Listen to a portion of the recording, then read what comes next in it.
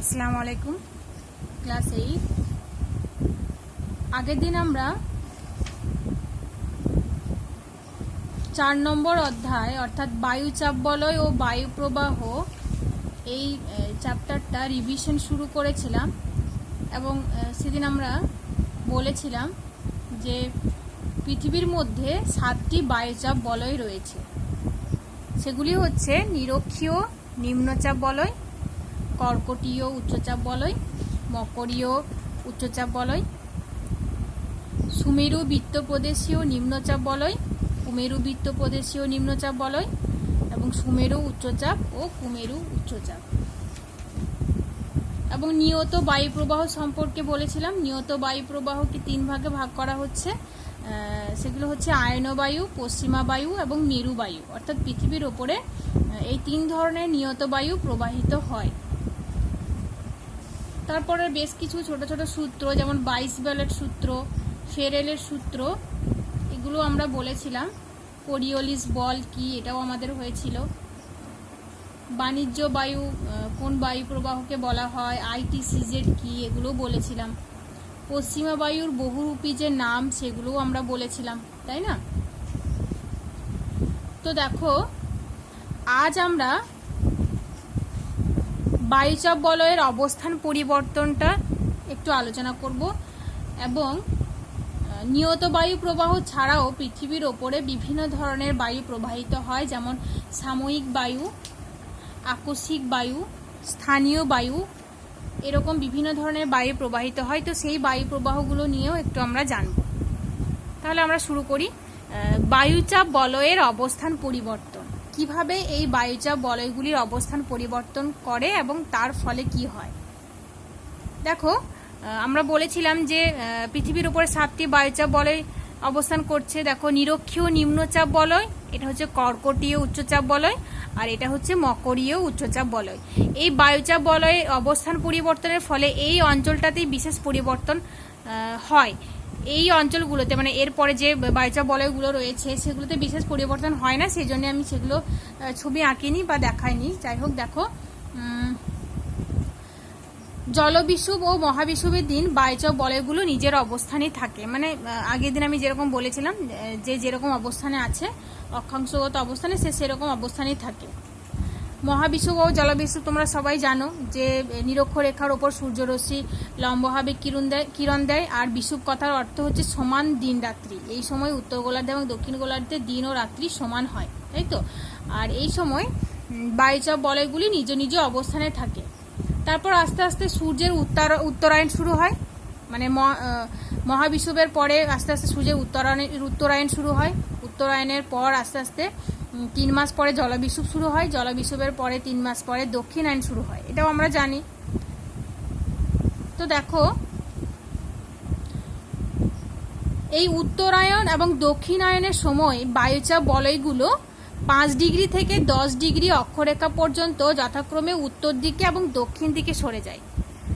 মানে যখন উত্তরায়ণ শুরু হয়, মহাবিষুবের পরে উত্তরায়ণ শুরু হচ্ছে। উত্তরায়ণ শুরু হয় যখন, উত্তরায়ণের শেষ সীমা হচ্ছে কর্কট ক্রান্তি রেখা, তাই তো? কর্কট ক্রান্তির দিন হচ্ছে উত্তরায়ণের শেষ সীমা। তো সেই দিন কি হয়, বায়ুচাপ বলয়গুলো, উত্তরায়ণ যখন হচ্ছে, বায়ুচাপ বলয়গুলো আস্তে আস্তে 5 ডিগ্রি থেকে 10 ডিগ্রি উত্তর দিকে সরতে থাকছে। আবার যখন দক্ষিণায়ন শুরু হচ্ছে, তখন 5 ডিগ্রি থেকে 10 ডিগ্রি পর্যন্ত এই বায়ুচাপ বলয়গুলো দক্ষিণ দিকে সরতে শুরু করছে। বোঝা গেছে? তো দেখো, আমরা জানি যে কর্কট ক্রান্তির দিন মানে 21শে জুন কর্কট ক্রান্তি রেখার ওপর, এখানে রয়েছে কর্কট ক্রান্তি রেখা, তো সেই রেখার ওপরে সূর্যরশ্মি লম্বভাবে কিরণ দেয়। এবং মকর সংক্রান্তির দিন মানে 22শে ডিসেম্বর এই মকর ক্রান্তি রেখার ওপর লম্বভাবে কিরণ দেয়। তো এই সময়ে সূর্যের উত্তরায়ণ এবং দক্ষিণায়ন হচ্ছে, এবং এই সময়ে বায়ুচাপ বলয়গুলো 5 থেকে 10 ডিগ্রি উত্তর দিকে এবং 5 থেকে 10 ডিগ্রি দক্ষিণ দিকে সরে যাচ্ছে। তো দেখো, বায়ুচাপ বলয়ের অবস্থান পরিবর্তনের ফলে দুই গোলার্ধে 30 ডিগ্রি থেকে 40 ডিগ্রি অক্ষাংশের মাঝের যে স্থানগুলো, দুই গোলার্ধেই 30 ডিগ্রি থেকে 40 ডিগ্রি অক্ষরেখার মাঝের স্থানগুলোর ওপরে জলবায়ুর বিশেষ প্রভাব ফেলে। মানে জলবায়ু প্রভাবিত হয় এই উত্তরায়ণ এবং দক্ষিণায়নের ফলে, মানে বায়ুচাপ বলয়ের অবস্থান পরিবর্তনের ফলে। এই অঞ্চলগুলো গ্রীষ্মকালে আয়নবায়ু দ্বারা এবং শীতকালে পশ্চিমা বায়ু দ্বারা বিশেষভাবে প্রভাবিত হয়। তো কিভাবে আয়নবায়ু দ্বারা এবং পশ্চিমা বায়ু দ্বারা প্রভাবিত হয় দেখো, যখন সূর্যের উত্তরায়ণ শুরু হচ্ছে তখন কর্কট ক্রান্তি রেখার উপরে সূর্যরশ্মি লম্বভাবে কিরণ দেয়, তাই তো। এবং এই সময় কর্কটীয় উচ্চচাপ বলয়টি একটু উত্তর দিকে সরে যাচ্ছে, মানে এই যে কর্কটীয় উচ্চচাপ বলয়টি দেখতে পাচ্ছ এটা একটু উত্তর দিকে সরে যাচ্ছে। তো তার ফলে কি হচ্ছে, এই অঞ্চলটিতে গ্রীষ্মকালে স্থলভাগ থেকে আগত উত্তর পূর্ব আয়নবায়ু প্রভাবে ভূমধ্যসাগরের সন্নিহিত যে দেশগুলো, এখানে ভূমধ্যসাগরের সন্নিহিত যে দেশগুলো রয়েছে সেখানে উত্তর পূর্ব আয়নবায়ু প্রবাহিত হচ্ছে এবং তার ফলে বৃষ্টিপাত হচ্ছে না। যেহেতু স্থলভাগ থেকে প্রবাহিত হচ্ছে, বায়ুটা স্থলভাগ থেকে আসছে, সেই জন্যেই ওই দেশগুলিতে বৃষ্টিপাত হচ্ছে না, গ্রীষ্মকালে বৃষ্টিপাত হচ্ছে না। আবার যখন দেখো মকর ক্রান্তি রেখার ওপর সূর্যরশ্মি লম্বভাবে কিরণ দিচ্ছে তখন এই বায়ুচাপ বলয়টি দক্ষিণ দিকে সরে যাচ্ছে, ঠিক আছে, 5 ডিগ্রি থেকে 10 ডিগ্রি দক্ষিণ দিকে সরে যাচ্ছে এবং যার ফলে ওই অঞ্চলে, মানে যে অঞ্চলে আয়নবায়ু প্রবাহিত হচ্ছিল সেই অঞ্চলেই শীতকালে পশ্চিমা বায়ু প্রবাহিত হচ্ছে। আর পশ্চিমা বায়ু যেহেতু সমুদ্র থেকে আসছে বায়ুটা, সেই জন্যেই শীতকালে বৃষ্টিপাত দেখা দিচ্ছে, ঠিক আছে, বুঝতে পেরেছো। সেই জন্যই ভূমধ্যসাগরীয় জলবায়ু অঞ্চলের যে দেশগুলো সেগুলোতে আমরা দেখতে পাই যে গ্রীষ্মকালে কোনো বৃষ্টিপাত হয় না, শীতকালে বৃষ্টিপাত হয়। সেই জন্যই ভূমধ্যসাগরীয় জলবায়ু অঞ্চলকে শীতকালীন বৃষ্টিপাতের দেশ বলা হয়, তাই তো। তো এটাই হচ্ছে বায়ুচাপ বলয়ে অবস্থান পরিবর্তনের ফলাফল। বায়ুচাপ বলয়ের অবস্থান পরিবর্তনের ফলে এটা ঘটে থাকে, ঠিক আছে।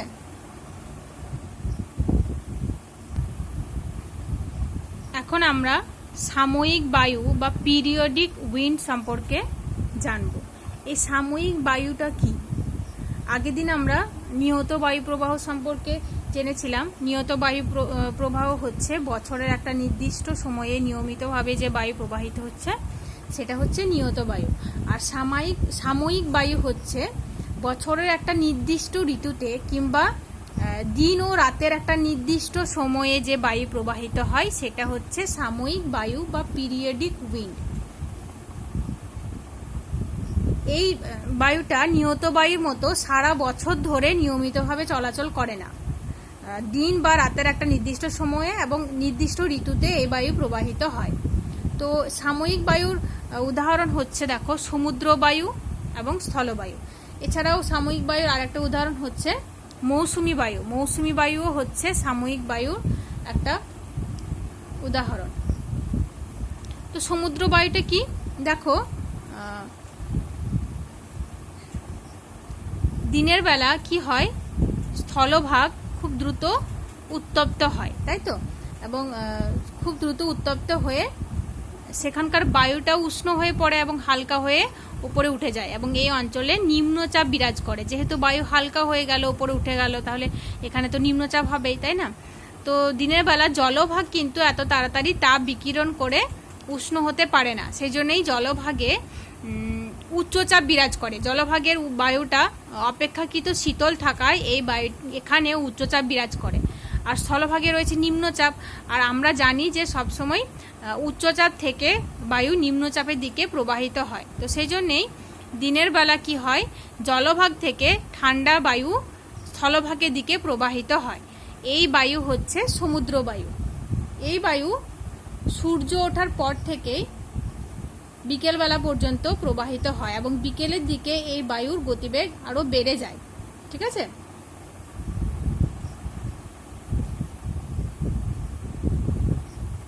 তো এই হলো সমুদ্র বায়ু।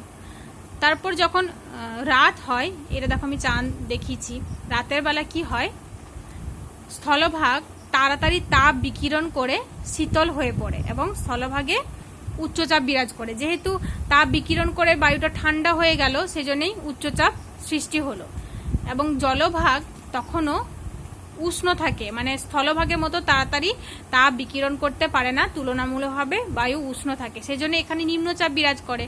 আর আমরা জানি যে বায়ু সবসময় উচ্চচাপ থেকে নিম্নচাপের দিকে প্রবাহিত হয়। তো তাই এই স্থলভাগের উচ্চচাপের বায়ু জলভাগের দিকে প্রবাহিত হয়।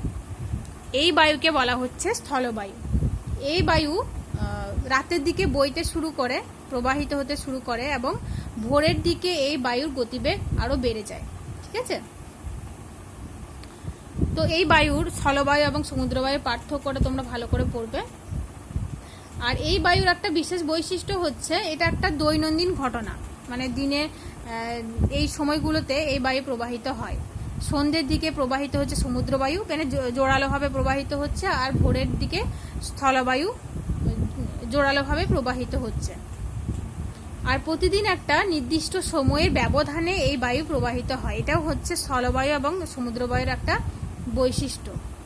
আর সাধারণত এই দুই বায়ুর প্রভাব উপকূল থেকে প্রায় 150 কিলোমিটার অঞ্চলের মধ্যে দেখা যায়। ঠিক আছে, দেখো সমুদ্রবায়ু ও স্থলবায়ু সম্পর্কে বললাম, এখন আমরা বলবো মৌসুমী বায়ু সম্পর্কে। মৌসুমী বায়ুটাও অনেকটা সমুদ্রবায়ু বা স্থলবায়ুর মতো, সেজন্য মৌসুমী বায়ুকে সমুদ্রবায়ু ও স্থলবায়ুর বৃহৎ সংস্করণ বলা হয়। এখানে যেমন দেখো দিন ও রাতের একটা সময়ের পার্থক্যে বায়ুচাপের যে তারতম্য হচ্ছে তার ফলে প্রবাহিত হচ্ছে, ঠিক একই রকমভাবে এখানে দিনকে আমরা যদি গ্রীষ্মকাল ধরি এবং রাতকে যদি আমরা শীতকাল ধরি, তো এভাবে ঋতুর পার্থক্যে প্রবাহিত হয় মৌসুমী বায়ু। গ্রীষ্মকালে যে বায়ুটা মৌসুমী বায়ুটা প্রবাহিত হয় সেটাকে বলা হয় গ্রীষ্মকালীন মৌসুমী বায়ু, এবং শীতকালে যে মৌসুমী বায়ুটা প্রবাহিত হয় সেটা হচ্ছে শীতকালীন মৌসুমী বায়ু। তো গ্রীষ্মকালীন মৌসুমী বায়ুটা স্থলবায়ুর মতো, আর শীতকালীন মৌসুমী বায়ুটা সমুদ্র বায়ুর মতো অনেকটা। গ্রীষ্মকালীন মৌসুমী বায়ুটা হচ্ছে সমুদ্র বায়ুর মতো, আর শীতকালীন মৌসুমী বায়ুটা হচ্ছে স্থলবায়ুর মতো। দেখো কিরকম, আমি একটু বুঝিয়ে দিই, দেখো তাহলে বুঝতে পারবে। গ্রীষ্মকালে কি হয়, গ্রীষ্মকালে স্থলভাগটা তাড়াতাড়ি উত্তপ্ত হয়ে যায় এবং তাপ শোষণ করে, মানে উষ্ণ হয়ে হালকা হয়ে পড়ে, তাই তো। আর জলভাগ মানে সমুদ্রের দিকটা কি হয়, তখনও ঠান্ডা থাকে। তো সেই জন্যেই গ্রীষ্মকালে কি হয়, জলভাগ থেকে উচ্চচাপের বায়ুটা, শীতল বায়ুটা স্থলভাগের দিকে প্রবাহিত হয়। আমরা যদি ভারতের ম্যাপটা কল্পনা করি তাহলে দেখতে পাবো ভারতের দক্ষিণ দিকে রয়েছে, একদিকে পূর্ব দিকে রয়েছে আরব সাগর এবং পশ্চিম দিকে রয়েছে বঙ্গোপসাগর, তাই তো।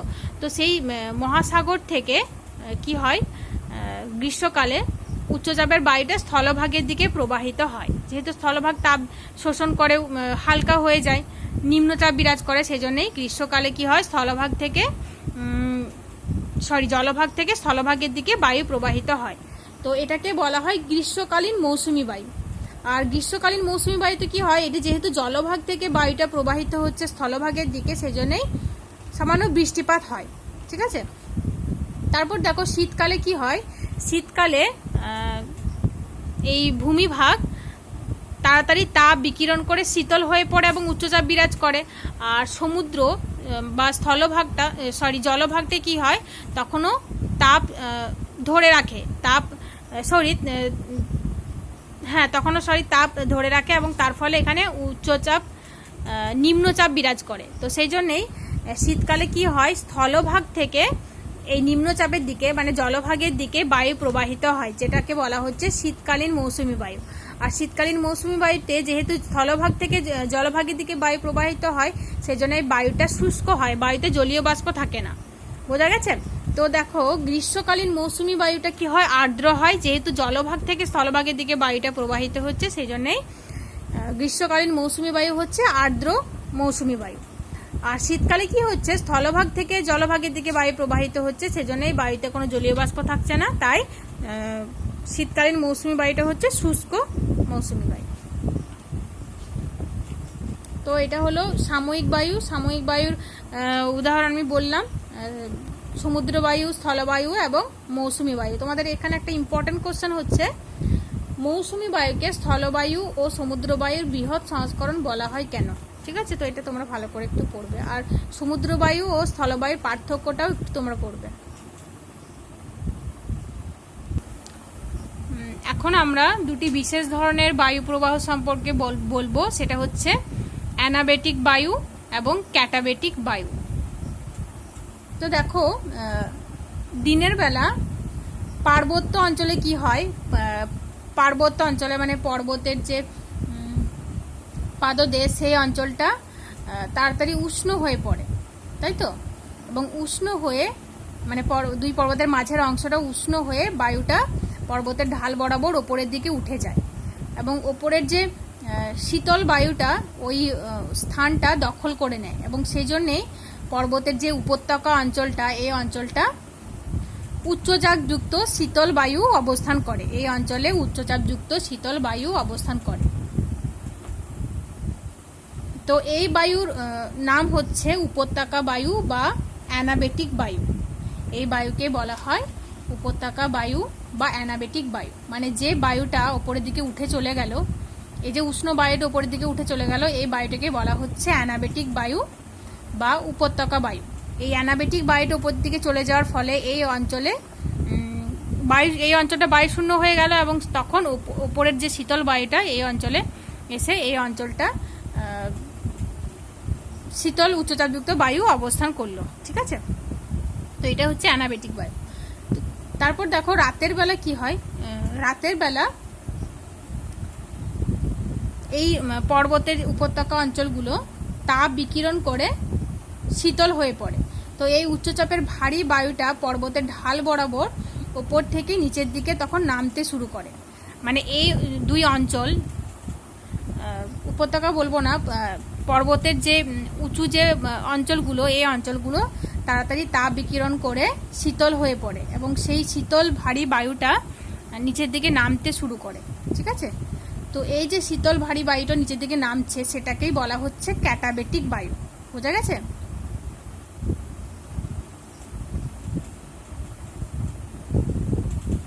তো এই রাতের বেলা এই শীতল বায়ুটা নিচের দিকে নামছে এবং এখানে অবস্থান করছে, তো এটাকে বলা হচ্ছে ক্যাটাবেটিক বায়ু।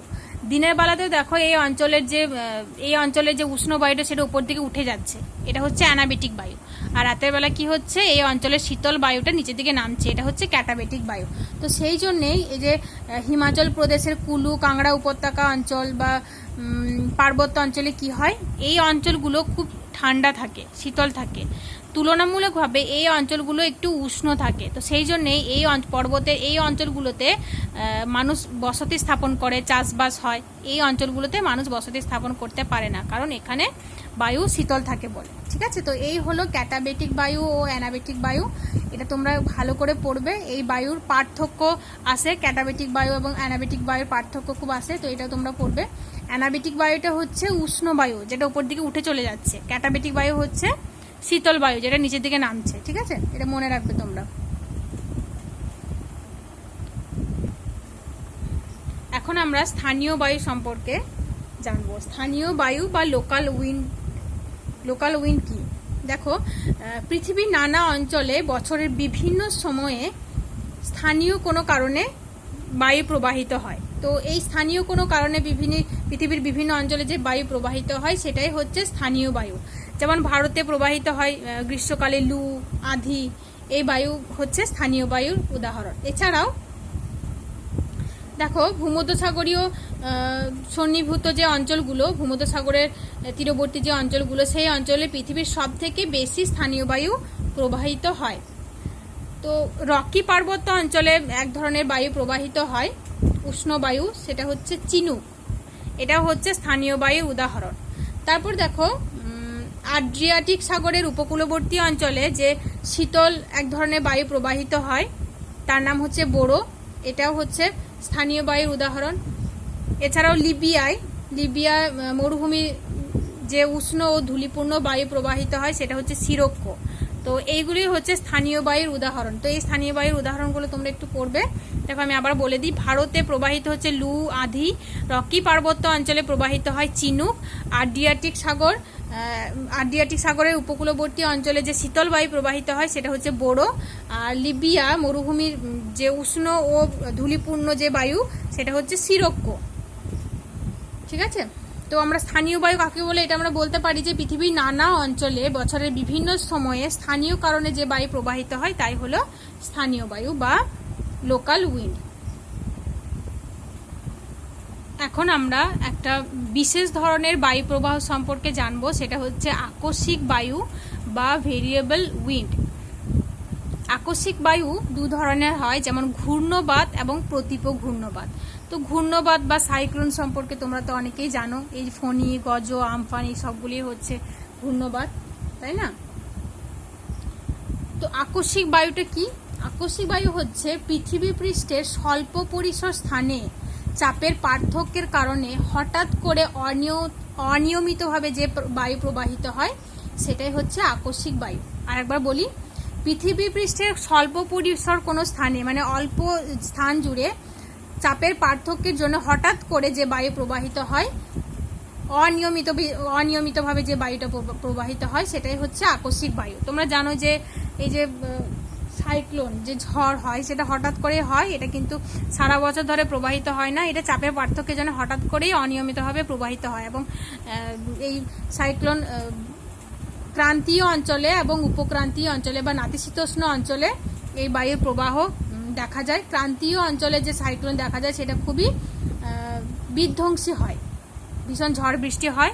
নাতিশীতোষ্ণ অঞ্চলে যে সাইক্লোন প্রবাহিত হয় বা ঘূর্ণবাত প্রবাহিত হয় সেটা তুলনামূলকভাবে কম ধ্বংসকারী, মানে ঝিরঝিরে বৃষ্টিপাত হয়, সেরকম ঝড় বৃষ্টি হয় না নাতিশীতোষ্ণ অঞ্চলে। ঠিক আছে, তো এই ঘূর্ণবাতটা কি এবং প্রতিভা ঘূর্ণবাতটা কি সেটা একটু আমরা জানি। দেখো, কোনো অল্প পরিসর জায়গায় যদি হঠাৎ করে তাপমাত্রা বেড়ে যায় এবং তাপমাত্রা হঠাৎ করে বেড়ে গেলে সেই অঞ্চলে নিম্নচাপ সৃষ্টি হয়, তাই তো? এবং কোনো অঞ্চলে যদি নিম্নচাপ সৃষ্টি হয় তাহলে কি হয়, আশেপাশের উচ্চচাপ অঞ্চলের যে শীতল বায়ুটা ওই নিম্নচাপ কেন্দ্রের দিকে ছুটে আসে এবং তার ফলে সৃষ্টি হয় ঘূর্ণবাত বা সাইক্লোন। বোঝা গেছে? কোনো একটা অঞ্চলে, ক্ষুদ্র পরিসর কোনো একটা অঞ্চলে তাপের ফলে নিম্নচাপ সৃষ্টি হলো এবং এই নিম্নচাপ কেন্দ্রের দিকে আশেপাশের উচ্চচাপের যে শীতল বায়ুটা এই দিকে ছুটে আসছে। দেখতে পাচ্ছ এখানে, দেখো বায়ুটা ছুটে আসছে। তো এইভাবে যে বায়ুটা প্রবাহিত হয় সেটাই হচ্ছে ঘূর্ণবাত। এই ঘূর্ণবাত উত্তর গোলার্ধে ঘড়ির কাঁটার বিপরীত দিকে প্রবাহিত হয়। দেখো আমি দেখিয়েছি, ঘড়ির কাঁটার বিপরীত দিকে প্রবাহিত হয়। আর এই ঘূর্ণবাত যখন দক্ষিণ গোলার্ধে প্রবাহিত হয় তখন সেটা ঘড়ির কাঁটার দিকে প্রবাহিত হয়। ঠিক আছে, ঘূর্ণবাত উত্তর গোলার্ধে ঘড়ির কাঁটার বিপরীত দিকে প্রবাহিত হয় আর দক্ষিণ গোলার্ধে ঘড়ির কাঁটার দিকে প্রবাহিত হয়, মানে এইভাবে প্রবাহিত হয়। ঠিক আছে, এটা মনে রাখবে। এটা হলো ঘূর্ণবাত। প্রতিপ ঘূর্ণবাতটা কি? প্রতিপ ঘূর্ণবাত হচ্ছে কোনো একটা অঞ্চলে হঠাৎ করে যদি তাপমাত্রা খুব কম হয় তাহলে সেই অঞ্চলে উচ্চচাপ বিরাজ করে, উচ্চচাপের সৃষ্টি হয় এবং সেই সময় কি হয়, কোনো একটা অঞ্চলে উচ্চচাপ সৃষ্টি হলো, আশেপাশে রয়েছে নিম্নচাপ, তখন কি হয়, এই উচ্চচাপ অঞ্চলের যে বায়ুটা, শীতল বায়ুটা এই নিম্নচাপের দিকে ছুটে যায়। তো এই কেন্দ্রে থাকে উচ্চচাপ, নিম্নচাপের দিকে ছুটে যাচ্ছে, দেখতে পাচ্ছ নিম্নচাপের দিকে বেরিয়ে যাচ্ছে। তো এটাই হচ্ছে প্রতিপ ঘূর্ণবাত। প্রতিপ ঘূর্ণবাতে কি হয়, উত্তর গোলার্ধে বায়ু ঘড়ির কাঁটার দিকে প্রবাহিত হয় আর দক্ষিণ গোলার্ধে ঘড়ির কাঁটার বিপরীত দিকে প্রবাহিত হয়। মানে ঘূর্ণবাতটা যেভাবে প্রবাহিত হচ্ছিল ঠিক তার উল্টোভাবে প্রতিপ ঘূর্ণবাত প্রবাহিত হয়।